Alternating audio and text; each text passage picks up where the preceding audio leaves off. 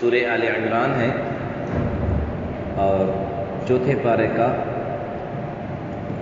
تیسرا رکوع ختم ہوا ہے، چوتھا رکوع شروع ہو رہا ہے۔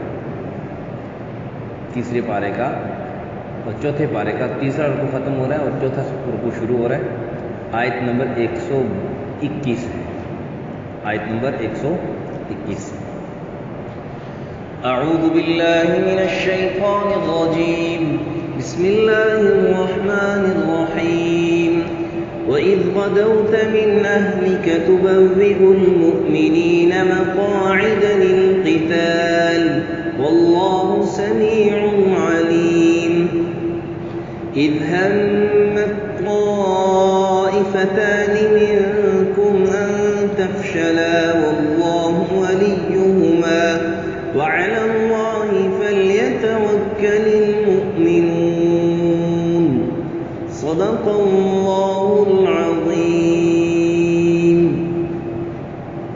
وَإِذْ غَدَوْتَ مِنْ أَهْلِكَ، اور جب صبح آپ نکلے اپنے گھر سے، تُبَوِّئُ الْمُؤْمِنِينَ،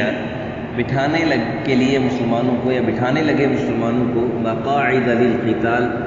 لڑائی کے ٹھکانوں پر، مورچوں پر بٹھانے لگے۔ واللہ سمیع علیم، اور اللہ سب کچھ سنتا جانتا ہے۔ اذ ہمت طائفتان منکم ان تفشلا، اور جب قصد کیا دو فرقوں نے تم میں سے، ان تفشلا کہ نامردی دکھائیں، یعنی بزدلی دکھائیں۔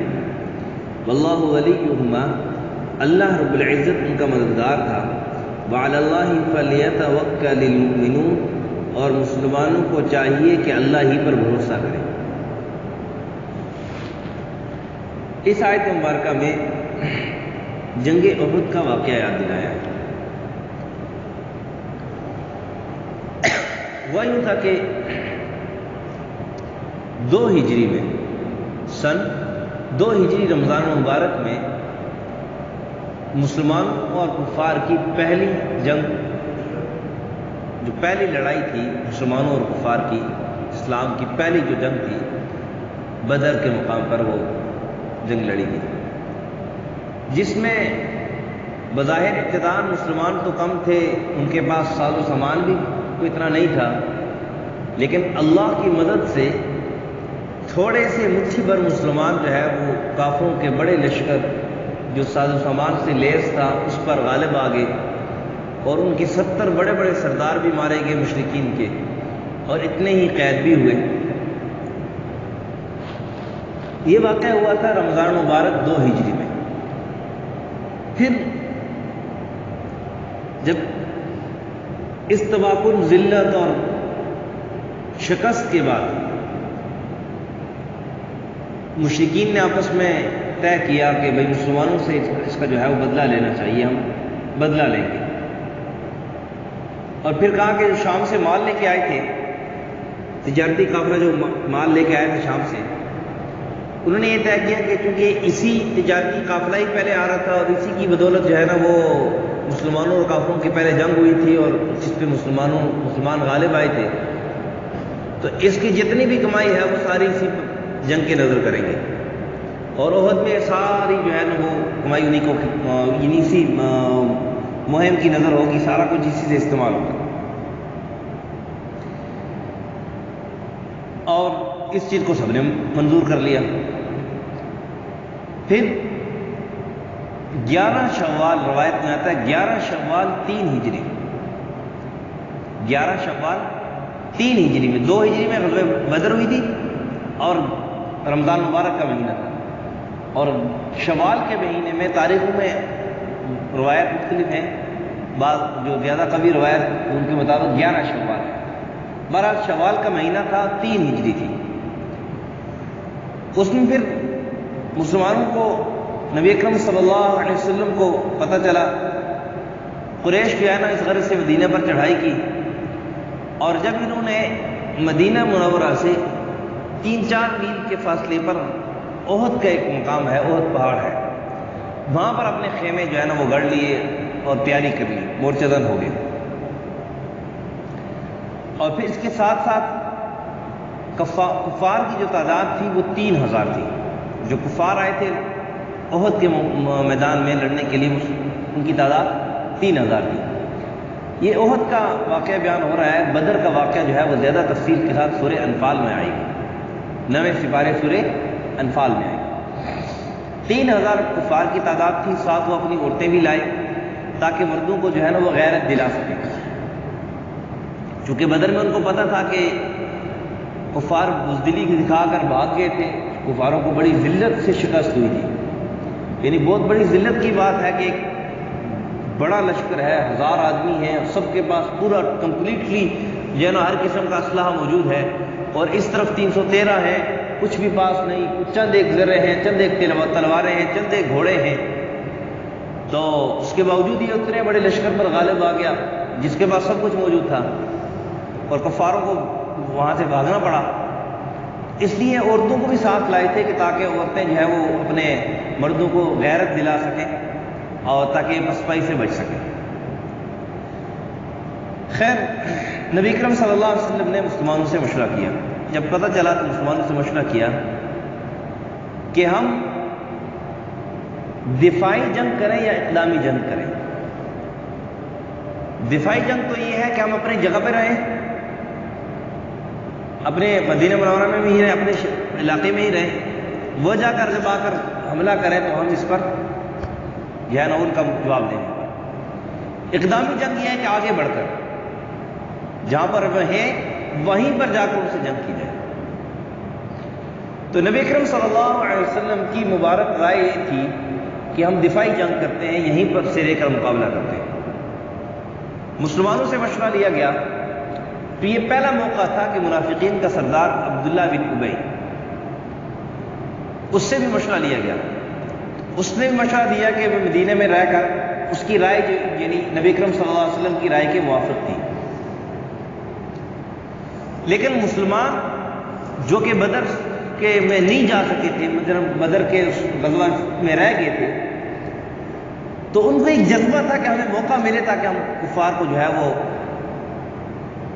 یعنی ان کو عبرت کا نشان بنا سکیں۔ تو اکثر مسلمانوں کی رائے یہ تھی کہ ہم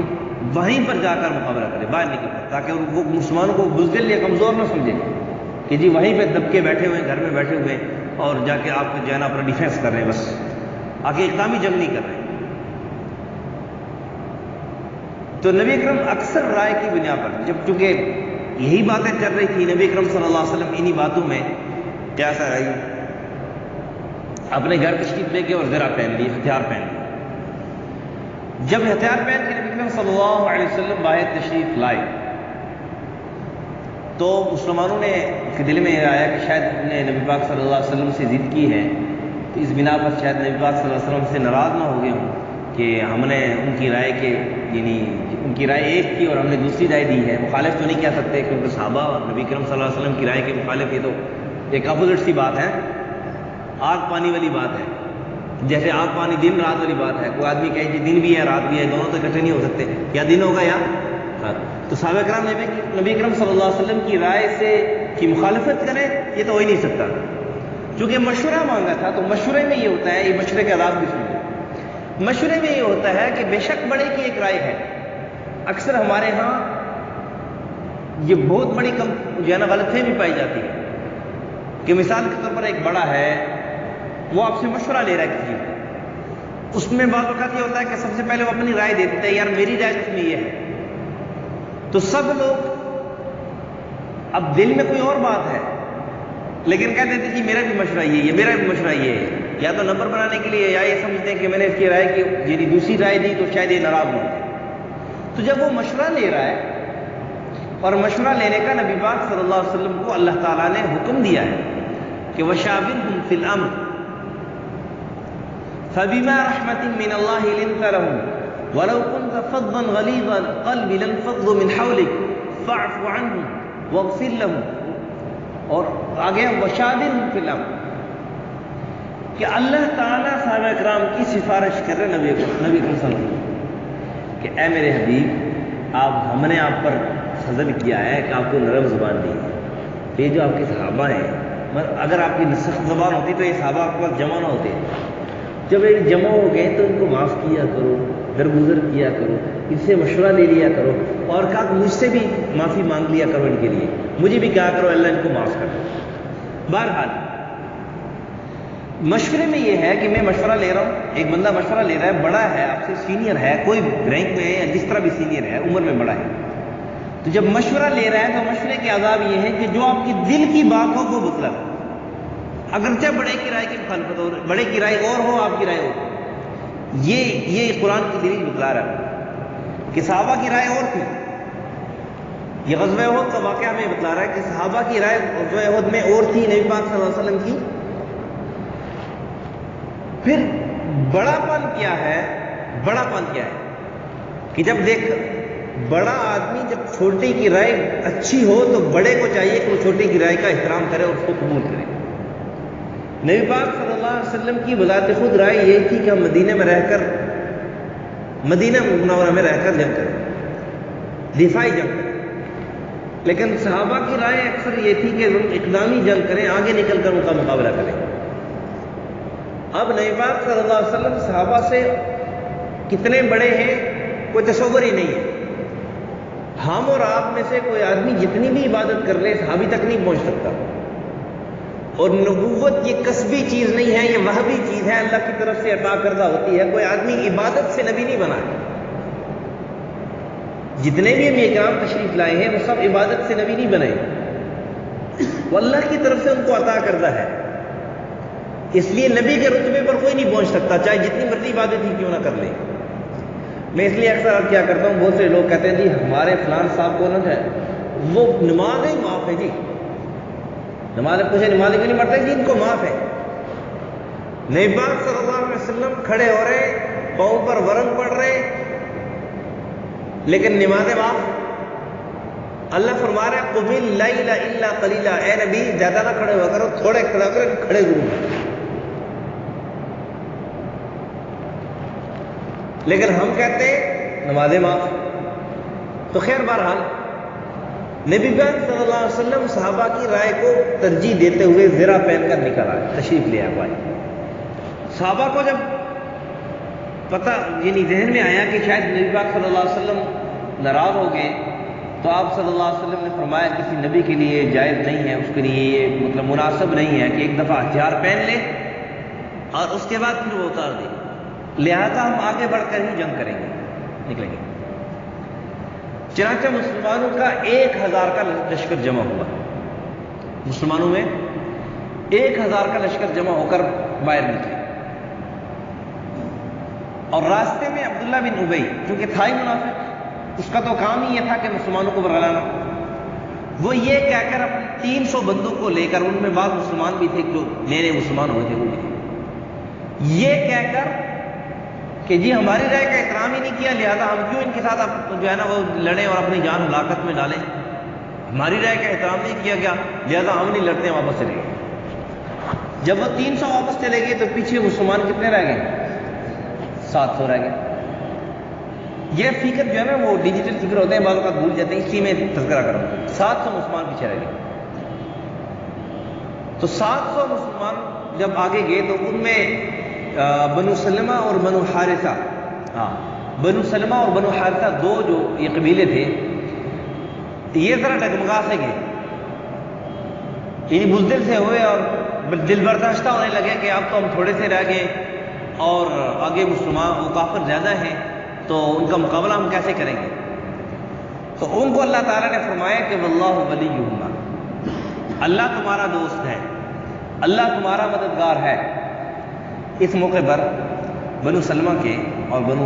حارثہ کے بعض بزرگ فرماتے ہیں کہ یہ جو آیت نازل ہوئی ہے نا، جس میں بنو سلمہ اور بنو حارثہ کی بزدلی ابتدا میں بتلائی گئی ہے کہ اذ ہمت طائفتان منکم ان تفشلا، اس سے مراد بنو سلمہ اور بنو، کہ جب ارادہ کیا، قصد کیا دو فرقوں نے، دو گروہوں نے، دو جماعتوں نے، ان میں بنو سلمہ اور بنو حارثہ دونوں، یہ مراد ہے، ان تفشلا کے بزدلی دکھائیں، تو بظاہر یہ ان کی ایک مذمت بیان کی گئی، بظاہر ان کی، لیکن جو آگے آگے نا واللہ ولیہما، ان کے بزرگ کہتے تھے کہ یہ جو آیت ہے جس میں ہماری مذمت بیان کی گئی ہے، اس کا ہمیں قلق اور افسوس اس لیے نہیں ہے کہ واللہ ولیہما جو بات ہے یہ پچھلے سب حروف پر حاوی ہے کہ اللہ گواہی دے رہے کہ میں ان کا ولی ہوں، میں ان کا کیا ہوں، مددگار ہوں۔ تو کہا اس بات میں ہمیں خوشی ہے کہ اللہ نے گواہی دی کہ دو بزدل تھے لیکن میں اللہ ان کا مددگار ہوں۔ اس پر وہ خوش ہوتے تھے کہ کوئی ہمیں طعنہ نہ دے کہ تمہاری بزدلی کا اظہار ہو رہا ہے، بلکہ وہ کہتے تھے کہ ہمیں خوشی ہے کہ اللہ نے گواہی دی ہے کہ میں ان کا مددگار ہوں۔ بہرحال جب نبی پاک صلی اللہ اللہ نے ان کے دل میں ڈال دیا، اطمینان ڈالا کہ اللہ کی مدد ہوگی۔ اب بدر کے مقام پر جو ہے نا موقع پر مسلمان تھوڑے تھے، کافر زیادہ تھے، یہ جو ہے نا ان کو اللہ تعالیٰ نے فتح دے دی تھی مسلمانوں کو، تو اس موقع پر تو اللہ پھر بھی فتح دے سکتا ہے۔ اس وقت تو بالکل ہی تھوڑے تھے، بہت زیادہ تھوڑے تھے، تو کچھ نہ کچھ تو ہیں۔ اور یہاں پر ایک بات یہ سمجھائی، اذ ہمت طائفتان منکم ان تفشلا، ہمارے لیے اس میں یہ بات سمجھائی کہ ہم اگر تعداد میں اسلحے میں اگر تھوڑے بھی ہوں تو واللہ ولیہما والی بات ہمارے لیے مسلمانوں کے لیے موجود ہے، مسلمانوں کے لیے واللہ ولی۔ اس لیے مسلمانوں کو بزدلی نہیں دکھانی چاہیے، تعداد کی کمی کی وجہ سے بھی اور اسلحے کی کمی بھی اگر خدا نخواستہ ہے تو اس کی بزدلی مسلمانوں کو دکھانی نہیں چاہیے، بلکہ واللہ ولیہما، اللہ ہمارا مددگار ہے۔ خیر مسلمانوں کو کہا کہ مسلمانوں کو صرف اللہ تعالیٰ سے ڈرنا چاہیے کہ وعلی اللہ فلیتوکل المؤمنون، کہ مسلمانوں کو چاہیے کہ مسلمان اللہ پر بھروسہ کریں،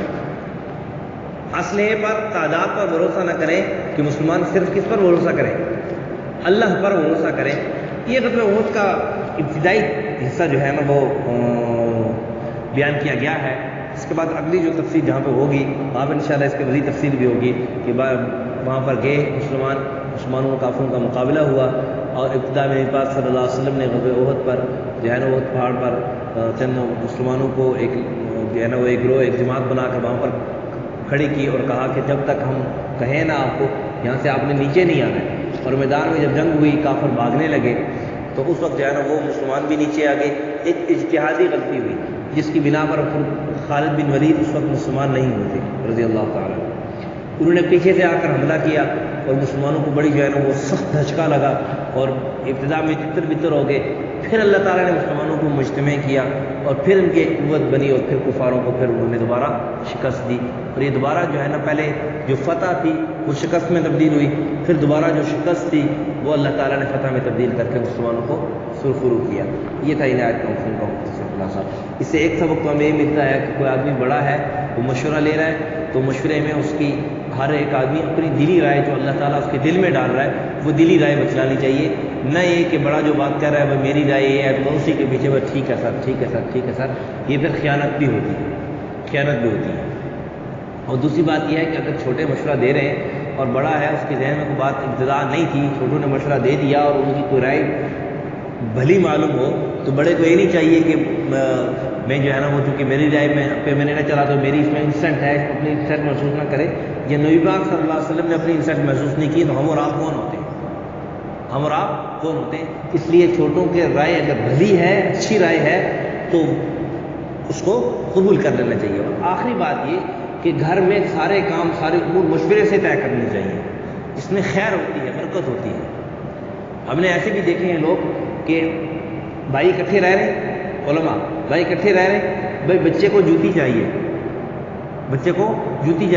اب اس میں مشورہ کر رہے ہیں کہ یہ بچے کو جوتی چاہیے، آیا اس کی ضرورت بھی ہے یا نہیں؟ اچھا ضرورت ہے، ٹھیک ہے جی، کس قسم کی اس کو جوتی لے کے دینی چاہیے؟ اس میں اب چھوٹا سی بات ہے، بچے کو کپڑے چاہیے، مشورہ کر کے گھر والی سے مشورہ کر لیا، یہ نہیں کہ بازار سے لے آئے ان کو مسلط کر دیا۔ تو بہرحال ہر کام مشورے سے کرنا چاہیے۔ اللہ ہم سب کو سمجھ عمل کی توفیق عطا فرمائے۔ وَإِذْ غَدَوْتَ مِنْ أَهْلِكَ، جب صبح نکلے آپ اپنے گھر سے، تُبَوِّئُ الْمُؤْمِنِينَ مَقَاعِدَ لِلْقِتَالِ، بٹھانے لگے مسلمانوں کو لڑائی کے ٹھکانوں پر۔ وَاللَّهُ سَمِيعٌ عَلِيمٌ، اللہ سب کچھ سنتا جانتا ہے۔ اس آیت سے یہی بات بھی معلوم ہوتی ہے کہ نبی پاک صلی اللہ علیہ وسلم جو ان کو ٹھکانوں پر معلوم بٹھا رہے ہیں یہ اللہ تعالیٰ کے حکم سے ہی ہے، یعنی ایک قسم کا یہ ٹھیک جگہ پر بٹھا رہے ہیں۔ مسلمانوں کو اجتہادی غلطی اگر نہ کرتے تو ان کو شکست نہ ہوتی، لیکن اس میں بھی ہمارے لیے خیر تھی، ہمارے لیے سبب تھا کہ جو آدمی جو بڑا جو آپ کا امیر ہے وہ جو حکم دے اس میں اگر ہماری سمجھ میں آئے یا نہ آئے ہمیں اس کی اطاعت کرنی چاہیے۔ اذ ہمت طائفتان، جب قصد کیا دو فرقوں نے، دو جماعتوں نے، یعنی بنو سلمہ بنو حارثہ نے، منکم ان تفشلا، تم میں سے کہ وہ بزدلی دکھائیں، اللہ ولیہما، اللہ مددگار تھا ان کا، وعلی اللہ فلیتوکل المؤمنون، اور اللہ ہی پر بھروسہ کرنا چاہیے مسلمانوں کو۔ الحمدللہ رب العالمین والعاقبۃ للمتقین والصلاة والسلام على أشرف الأنبياء والمرسلين وعلى الملائكة المقربين وعلى عباد الله الصالحين ربنا ظلمنا أنفسنا وإن لم تغفر لنا وترحمنا لنكونن من الخاسرين ربنا ظلمنا أنفسنا وإن لم تغفر لنا وترحمنا لنكونن من الخاسرين رب ارحمهما كما ربياني صغيرا صلى الله على النبي الكريم محمد وعلى آله وصحبه جزاكم الله